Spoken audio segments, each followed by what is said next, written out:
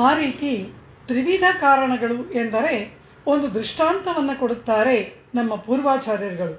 ಒಂದು ಮಡಕೆಯನ್ನು ಮಾಡಬೇಕು ಅಂದರೆ ಎ ಪಾಟ್ ಮೇಕರ್, ಒಂದು ಮಡಕೆಯನ್ನು ಮಾಡಬೇಕು ಅಂದರೆ ಆ ಒಂದು ಕುಂಭಕ್ಕೆ ಬೇಕಾಗಿರ್ತಕ್ಕಂತಹ ಮೂಲ ದ್ರವ್ಯ ಮಣ್ಣು.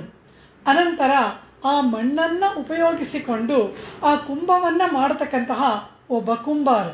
ಅನಂತರ ಆ ಮಣ್ಣಿಗೆ ಬೇಕಾದಂತಹ ನೀರು, ಶಾಖ, ಆ ಮಣ್ಣನ್ನು ಮುದ್ದೆ ಮಾಡಿ ಇಟ್ಟು ತಿರುಗಿಸತಕ್ಕಂತಹ ಚಕ್ರ ಇವೆಲ್ಲ ಬೇಕು.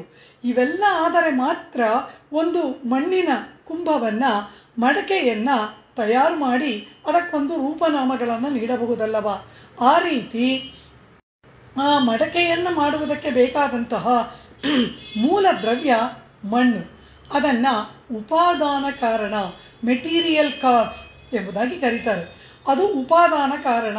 ಅನಂತರ ಆ ಮಣ್ಣಿನಿಂದ ಮಡಕೆಯನ್ನು ತಯಾರು ಮಾಡುವ ಕುಂಬಾರನಿದಾನಲ್ಲ, ಪಾಟರ್, ಅವನನ್ನ ನಿಮಿತ್ತ ಕಾರಣ.